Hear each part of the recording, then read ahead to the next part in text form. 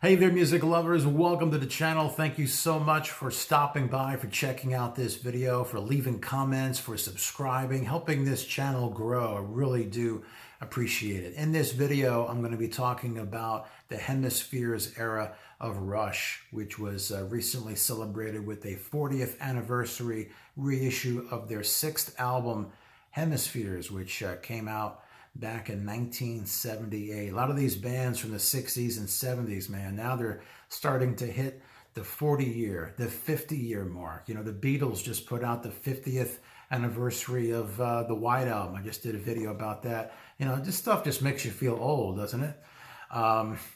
Anyway, I'm not going to be doing a track-by-track analysis of the Hemispheres album. I'm going to save that for the Rush album series that I've been doing. Actually, I've only done the first album so far, but and I've gotten some emails from some of you, when are you going to do Fly By Night? Basically, when are you going to get off your ass and do the rest of them? And I do have them coming, okay? So that's in the works. So being that Hemispheres is the sixth album, that will be coming soon. I just want to talk about the Hemispheres era. Also want to go over the reissue and some of the pros and cons of this new Super Deluxe set that has just come out.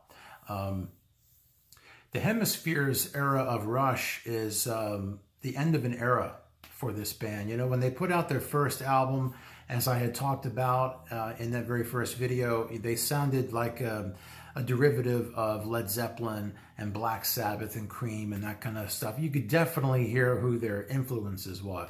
And then basically, when you had Neil come on board for the second album, when he took over the drums, he not only brought in this great burst of energy and this whole new dynamic, but lyrically, he was writing words that were based on these literary themes and science fiction. You had these big sidelong epics like 2112. You had songs like Xandau from A Farewell to Kings that was based on this story by Samuel Taylor Coleridge. I think it was called Kubla Khan. Rush kind of turned it into Xanadu. They were doing like these just big 20-minute plus epics or 10-minute songs.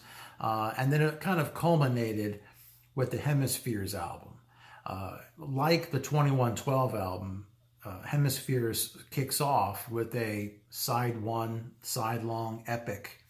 And the second side had a couple of shorter songs, Circumstances and The Trees. And then you had La Villa Strangiato, which is their big 9-minute instrumental. I should say the first instrumental that Rush did. And it was the first of many that would come later. As a matter of fact, I'm guessing at some point we're going to get a Rush instrumentals package at some point. I heard Getty talk about it many, many years ago, how it would be cool if they could take all the instrumentals and put them in one album and kind of present it as the instrumental phase of Rush. And, because that's a whole nother side. You could talk a lot about the lyrics and the literary stuff that Rush did. But I remember, being a fan in the 80s, just kind of wondering certain things like, when are we going to get a guitar riff? Because you have to keep in mind, after like Limelight, there were no more real guitar heavy songs. It was very much keyboard, drum, bass dominated. The guitars were more textural. Really wasn't until like Superconductor that we got anything really heavy, more like riff oriented that kind of reminded you of something like Limelight. When are we going to get another epic? Because in the 80s, the songs were about, 5-6 minutes. They were not 10, 20 minutes. There were no sidelong things going on. And another question was, when are we going to get another instrumental? Because after YYZ, there were no more until, I believe it was until like Roll the Bones, when we got the whole, like, Where's My Thing? That kicked off more of those that would come after that. So the whole La Villa thing was very interesting. And like I said, I'll talk more about this in another video, but, fans were just going crazy over the whole 9-minute instrumental that Rush came out with on this album. And the album, like I said, it kind of marked the end of this prog rock phase that they had mined so well. They really felt after this album that they couldn't do anything more with the extended format. They couldn't do another sidelong epic. They didn't want to do these big 10-minute songs. They didn't want to do the science fiction stuff.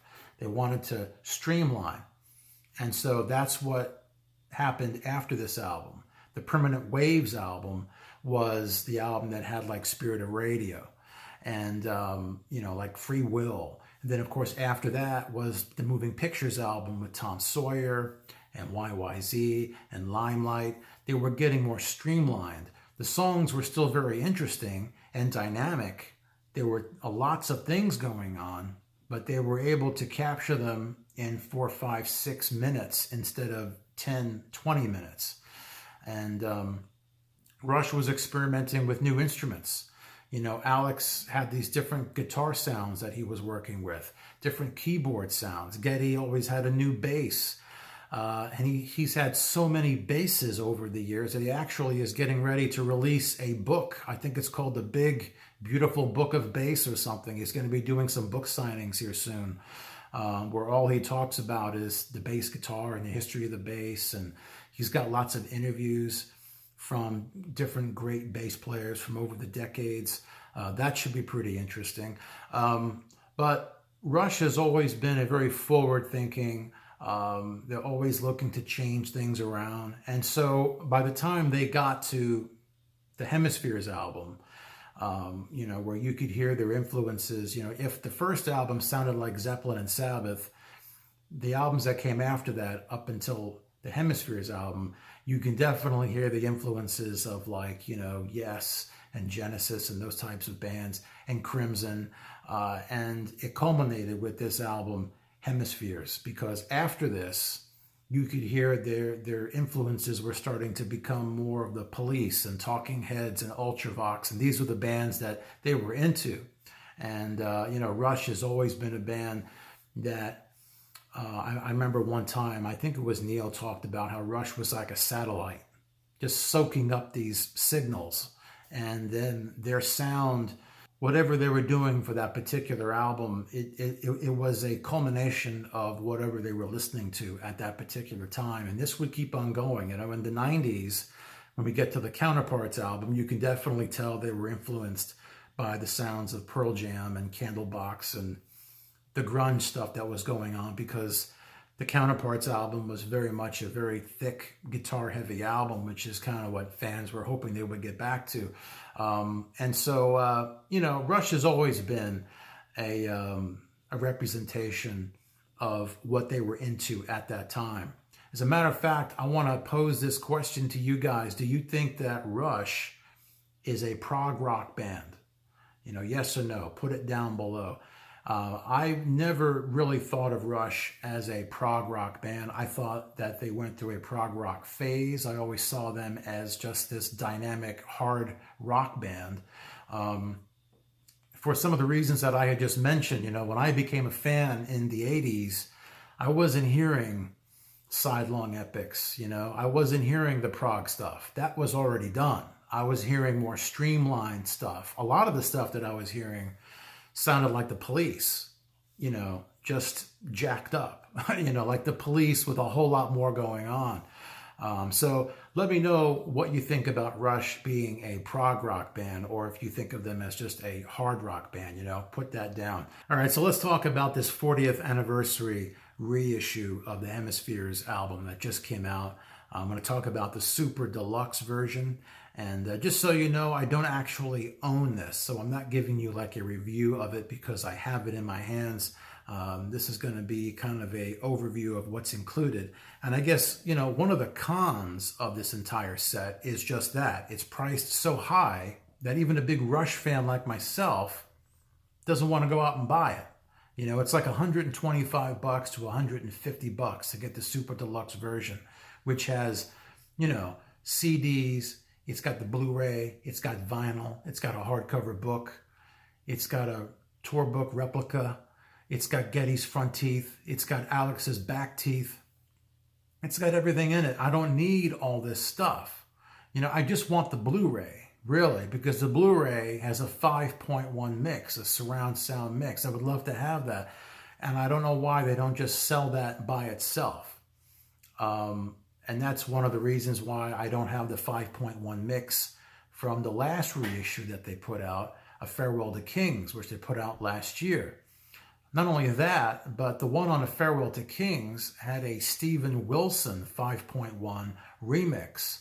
And I would definitely buy it, but it's part of this big Super Deluxe version. Can't buy the Blu-ray separately.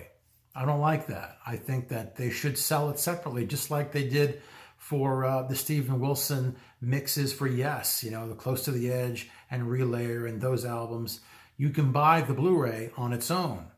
And so I wish, first of all, that you could buy the Hemispheres 5.1 Blu-ray by itself.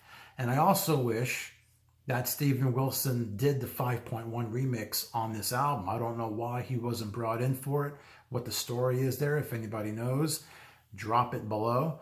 But those are a couple of things I don't like about this box set. It's just how they priced it way too high.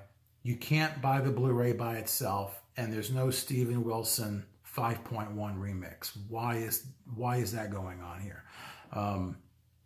But some of the things that this set does have going for it, first of all, is that it sounds really good. I have heard the audio. It's taken from a 2015 remaster. This album has always sounded very, very good. Even when it came out on vinyl back in the day, it's always had a very clean, clear sound. And so that stands for this reissue. It sounds better than it ever has. So that's a plus. It also has extra footage. It has extra bootleg stuff. Now, I like bootlegs. If you're a fan of this channel, particularly Rush bootlegs. I've been dealing with Rush bootlegs for the past 20 so years. And to round out this set, they included this show from the Pink Pop Festival back in 1979. And they included most of it. They couldn't include 2112 because it wasn't recorded. For some reason, the engineer didn't have the tape rolling. And even on the bootleg that had been out for the past 20 years, I went back and listened, and 2112 is not, it's kind of cut. It starts late. So for this reissue, they decided to source 2112 from a Tucson show on the same tour. Sound quality is not quite as good, but it's good. It's a soundboard just like the Pink Pop show. And that's the other thing, is that the bootleg stuff that they've included here sounds better than what I've been listening to for the past 20 years. Now, the Pink Pop Festival has been going under the name A Rite to Passage in bootleg trading circles for the past 20 years. And one of the good things about this set is that when you buy the CD version, which is very affordable, like 15 bucks, you get the album Hemispheres and you get the bonus Pink Pop show, along with 2112 from Tucson. And I should also stress, this is audio only. This is not video. There is no known video footage from the Hemispheres tour, but there are some great audio shows from this tour, and I'm going to get to that in just a little bit. As a matter of fact, I've got a playlist. I'm going to link to it below. Some of my favorite bootlegs, some of the most notable, most popular shows from this tour, great soundboards. I'm going to put a link to that down below, and I'm going to get to those in just a bit. But also, the only video that we really have from the Hemispheres era is included on this set. And we get bonus videos on the Blu-ray of Rush performing basically side 2 of Hemispheres. There's a live performance video of Circumstances, of The Trees, and La Villa. And of course, there's also another bonus video of them performing La Villa at the Pink Pop Festival. So those are the only visual things that we get from this particular era. So overall, it's a great package in terms of the content. I just think it's priced a bit high and packaged in such a way that you kind of have to buy the whole thing. If you only want the Blu-ray, you're kind of screwed, and I don't really care for that. I think some of these artists or labels, they know the audience now. Any of these fans that were around in the 60s and 70s or so, they're in their 50s and 60s. They're making as much money as they're going to make. They've got a retirement fund. They're hitting these fans hard. They're really appealing to their pocketbooks. This isn't as an extreme a case as, let's say, Kiss, who I think are just milking the shit out of their fans at this point. Gene Simmons with his vaults, thousands of dollars, just so that Gene can grace you with his presence and walk through your front door with this box of shit. That means, come on. Paul Stanley is even charging like almost $20,000 for a guitar that he will play like a song on the upcoming tour. He'll play a song on a guitar and then he'll sell it to you for like $18,000, but it doesn't include the strap. It doesn't include a ticket to the fucking show.